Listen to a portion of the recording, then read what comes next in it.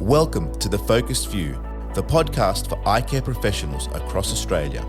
Brought to you by Opticare. In each episode, we bring together leading eye care, optical and business professionals to share valuable insights, practical tips, and the latest trends shaping the optical business landscape. I'm your host, Michael Nasser, and together we'll explore innovative strategies for practice growth, patient care, and business success in the eye care industry. Whether you're starting your career, managing a practice, or just looking to stay ahead of the field, The Focused View is your source for inspiration and knowledge.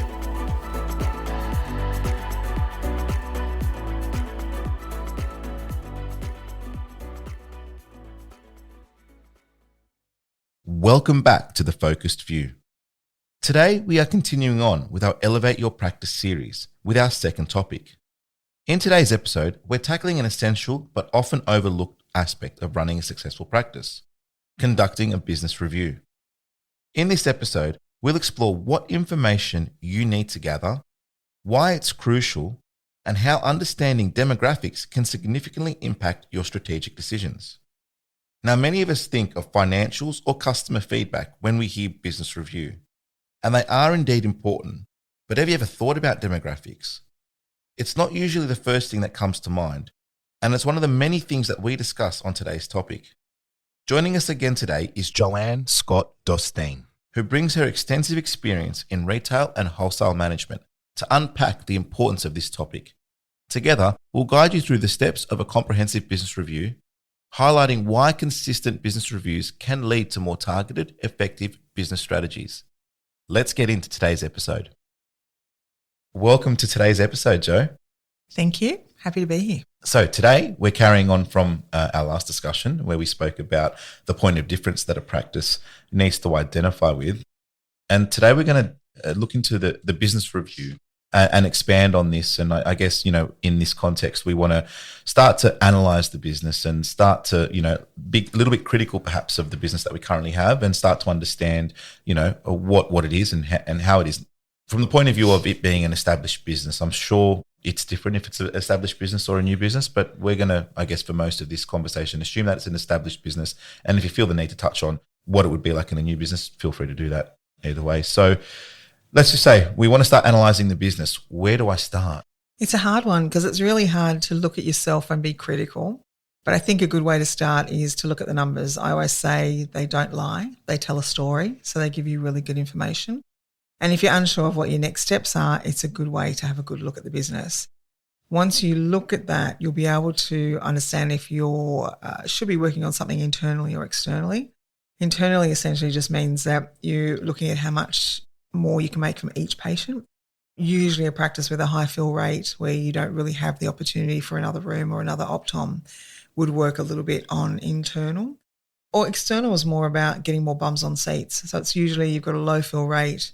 You need to do a little bit of marketing, but you also need to ensure that your numbers are good because bringing new people in, you only get one chance at a first impression. So you also want to make sure that the numbers that you look at and all your KPI results and all the things you do internally are really good before you bring more people in. You made reference there to a term that I think you're very comfortable with, but maybe some of our listeners don't know much about that, and that's the fill rate. I can assume what that is, but can you explain in your own words what the fill rate means? Sure.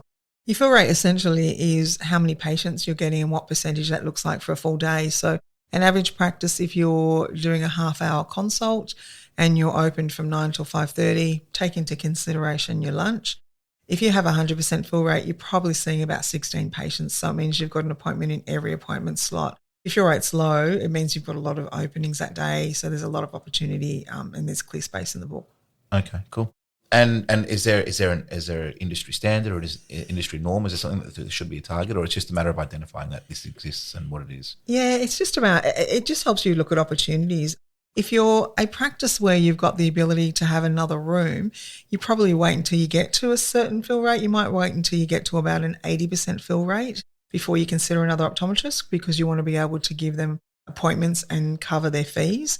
Okay. But sometimes a higher demographic location might have longer appointments or less fill rate, but they're getting more dollars per patient, where somebody who is really looking at packages or a lower demographic, they need more volume. So they really need to have a full book Yeah. to be viable as a business. Okay. So along with that, we need to collect some information. And I guess, keeping it quite broad in nature, what type of information does one need to consider when they're doing this business review? It's interesting because this is where it gets to be a bit of fun. I mean, I like numbers. I'm a bit of a nerd, so I do like them. I would say, look, there's a list that I would go through. There's a few things I would look at. Number one would be I'd look at my fill rate. So I do understand how I'm travelling and where my opportunity lies with appointments or an extra consult room or Optom. I look at my KPI report. I know that sounds a bit daunting to some people and not everyone wants to use those numbers, but they tell a good story and they don't lie. I'd probably say get about 3 years of a KPI report. I'd look at your demographics. And by demographics, I mean understanding two parts. Number one, what's the demographics of your area based on the census report of your area? And number two, comparing that to what the demographics are of who you're actually seeing, because that shows your opportunity. I talk to the team. The team know what's going on. They know what people are asking for. They can give you good feedback on the things that are being said in the practice. I'd consider the team in regards to the mix and their skills and their education. And then I'd also look at things like your fit out. Is it tired? Would it attract a younger demographic who are very visual and won't even walk in unless it looks good? And then marketing, do you do marketing? Are you on socials? Do you have a great website? What are you doing to attract patients? Is there something you can do to change that? So they're probably the things I'd look at as a starting point. Yeah, I guess it's a reminder to all. I mean, there are so many aspects that need to be considered.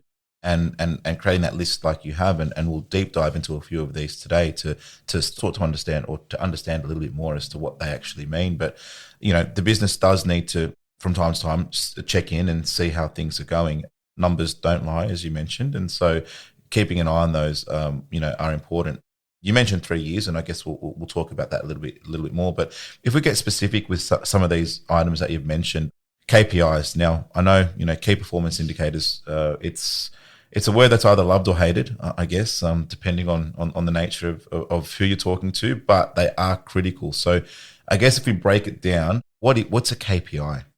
Well, as you said, it's a key performance indicator. Yep. I believe it's the result of behaviours. Okay. So it really tells you a story of how the things you are doing are transferring to results in your store.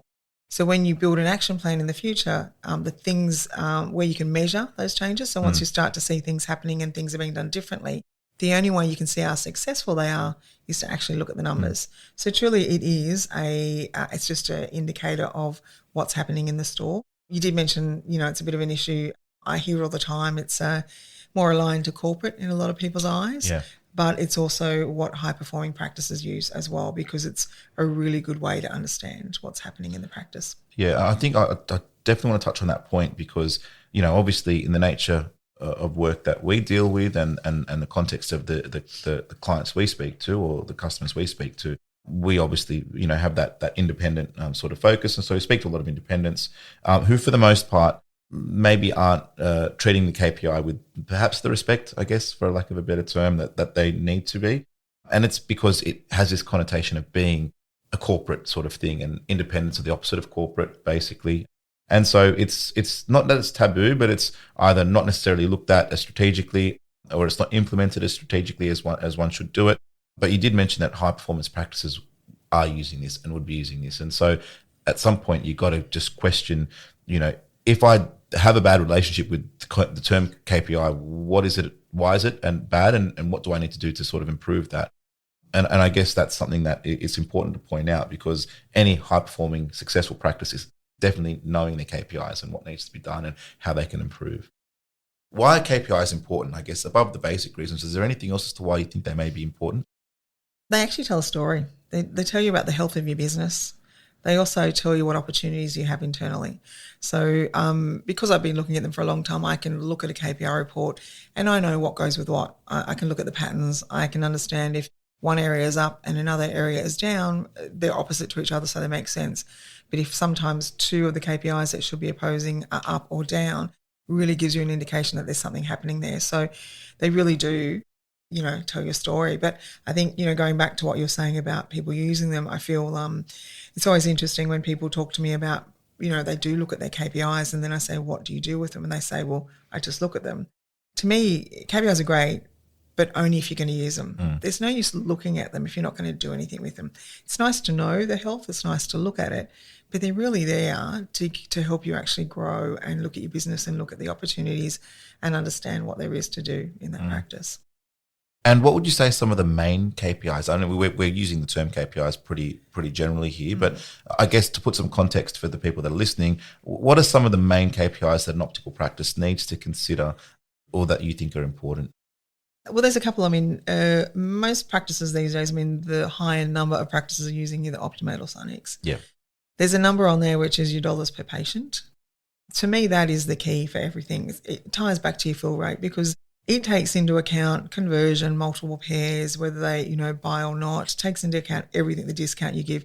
And it tells you for every bum you have in that room, that's how much money you make. Okay. So if you've got a vacancy and don't have a full book, it tells you what you're actually losing out on that day. But it also gives you an understanding of forecasting to say, well, if I know that I'm making about this much per patient, I know that if I've got a full rate of 16 patients in the day, I know approximately how much I'm going to make each day. So it helps you to actually forecast and look at what you can do in the future with the dollars. So that's one thing. I'd say conversion's another one. And conversion's two parts. It's the converting from the optometrist into a sale. And that's usually where most people will leave it. But sometimes an optometrist might talk to the patient and prescribe something on the day, but it could be lost out in the front. So when they're actually out there dispensing, the conversion can be lost there as well. So there's two parts to that to look at. So conversion's a really interesting one.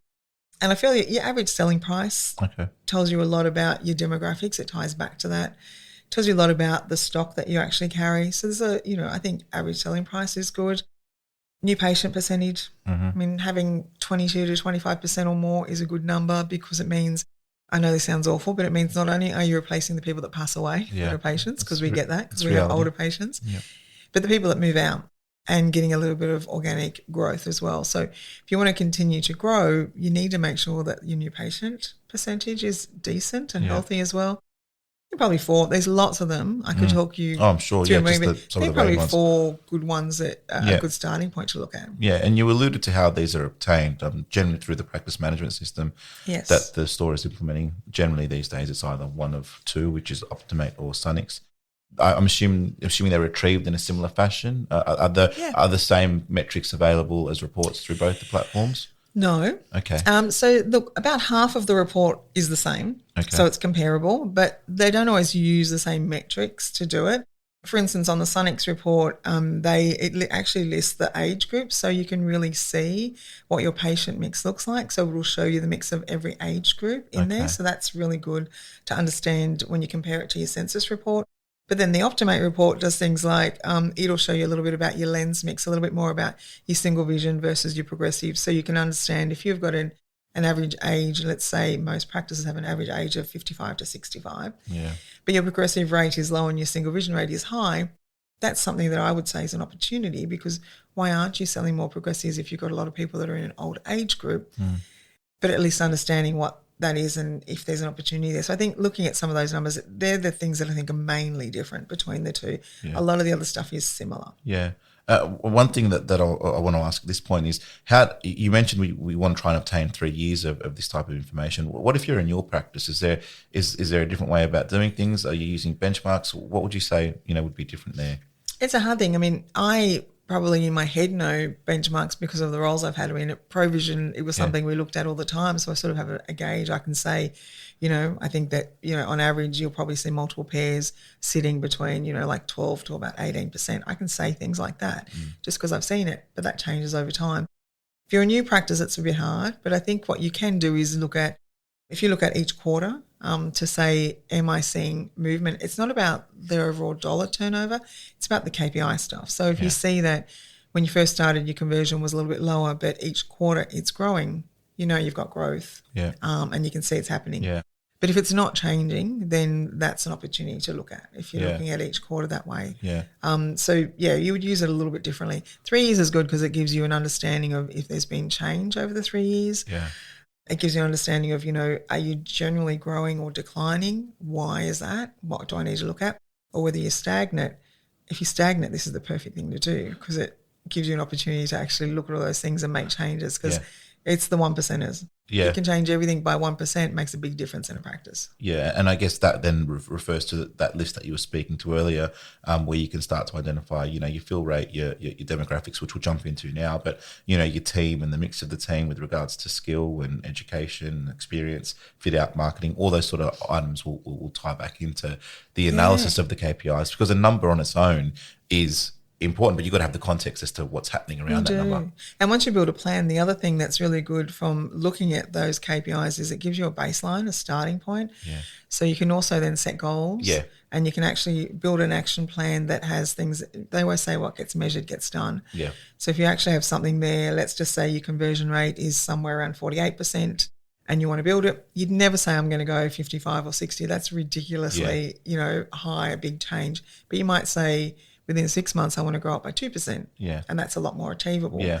And then you would put things in place to achieve that and you'd be able to see all those things change as well as conversion. So, yeah.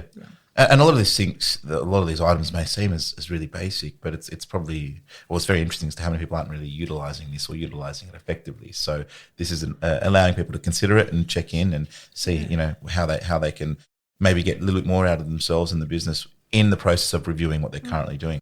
A lot of people don't know. I mean, it's also that thing of, I go to university to be an optometrist.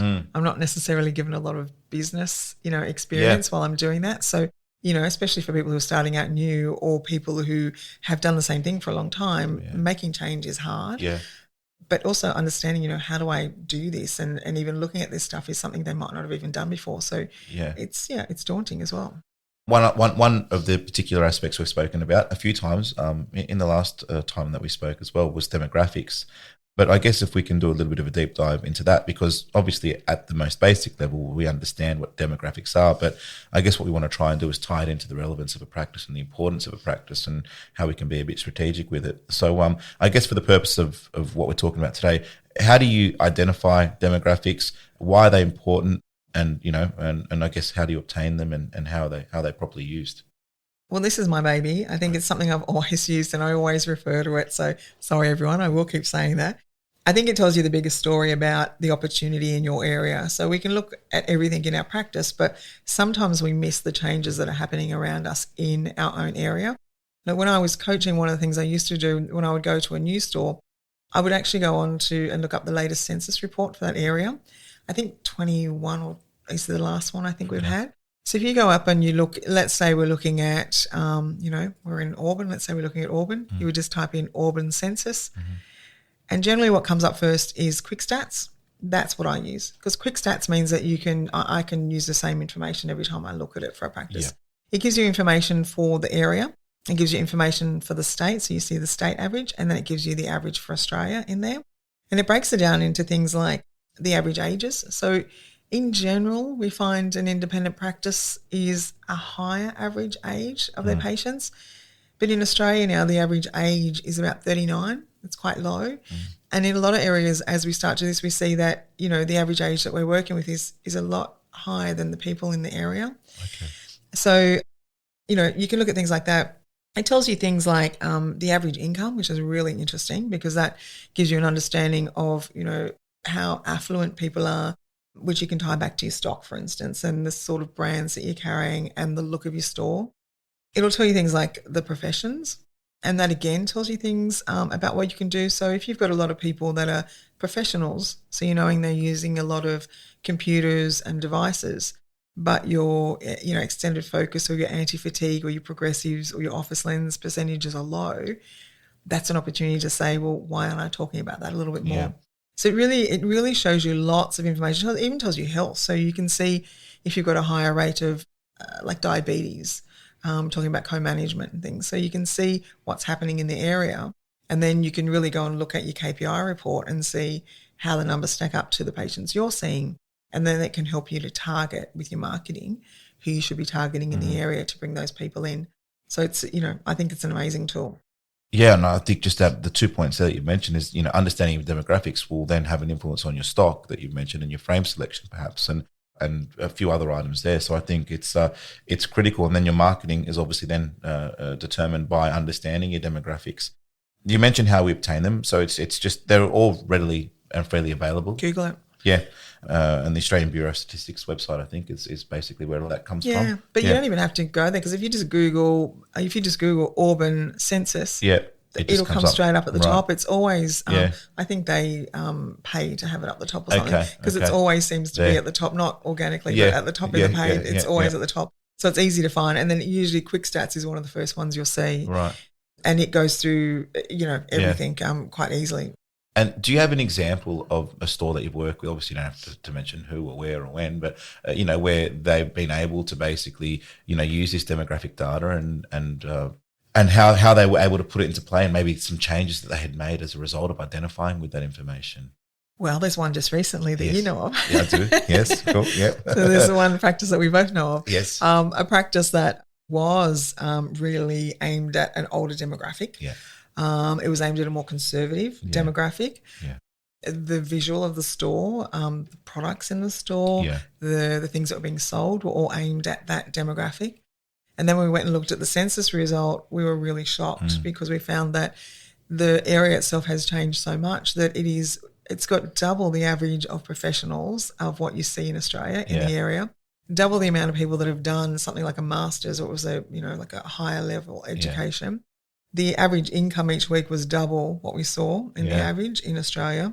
Yet the practice had a pretty average selling price. So everything about it, it was really opposite to what the store was about or was doing or was seen as. So it helped to look at the store to say, number one, visually, we need to look at what's happening visually, because it didn't attract that demographic that, because generally that demographic is more about, fashion. They're more about technology. They're a little bit more about wanting a little bit more information. They're a bit more savvy on the system. So they're going to come in with half of an idea of, information on, their eyes, optics and things. Can be a bit dangerous, but they tend to do a little bit more research. So they really want somebody that they feel has all that is the authoritative, that actually does have all the information, that looks the part, can give them the fashion, can give them the products. So you need to, first of all, look that way, but you need to adjust everything within that. So that includes things like training the team. It includes, jigging your product mix as well within the store, because we decide our ASP by what we put on display.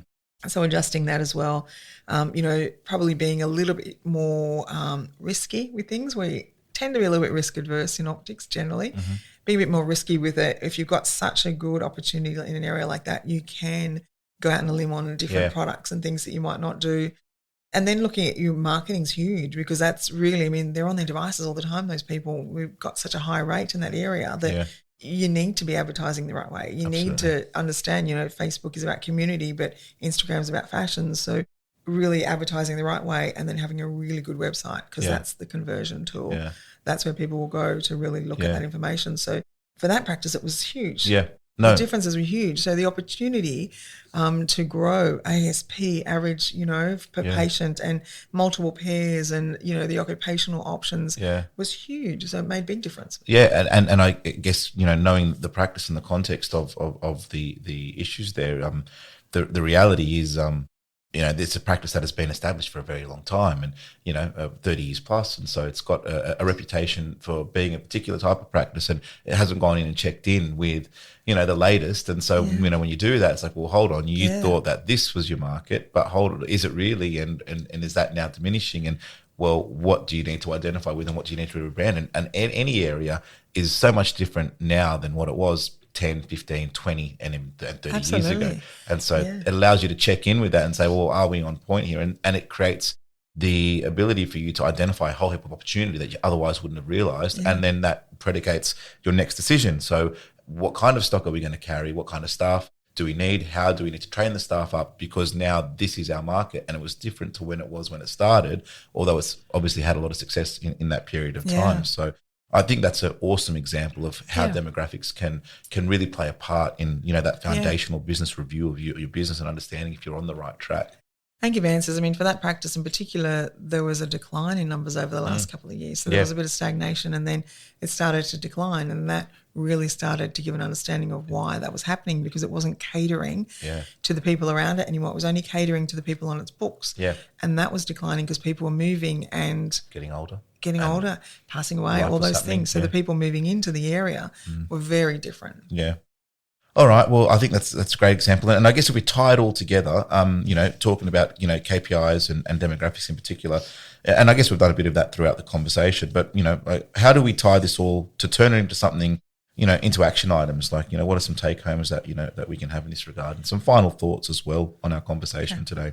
So I think, once you have a look at it, I think the first thing to do is decide where's your focus. Is it internal or external? I think is the first thing that you need to look at. Then you need to build a plan. So you need to look at the baseline, work out, what you want to do and move forward. I think this is where you could consider something like future state planning, which is where you look at where you want to be, how you want to be seen, sort of list that down of, if you had, unlimited money and unlimited resources, what would the perfect thing look like in the future? Then look at, where are you now? So of those areas that you've looked at, where are you now? Where are you situated? What's the skills of the team? What are the resources that you have? What's the IT limitation? What would the money be that you'd need? All that sort of stuff. Where are you now? And then how do you fill the gap? So if I want to get from, A to B, what that future is, what is it that I need to do to get there? So that's sort of how you can build a plan would be the starting point. And if we're talking about, final thoughts, for me, I'd say, don't be afraid of KPIs. Yeah. They are your friend. They don't lie. I think it helps you understand that you can control your success and your growth by reviewing your business. It's something that people are a little bit scared of and a bit unsure of, but, there's lots of people out there that can help you with it, but this is a good starting point.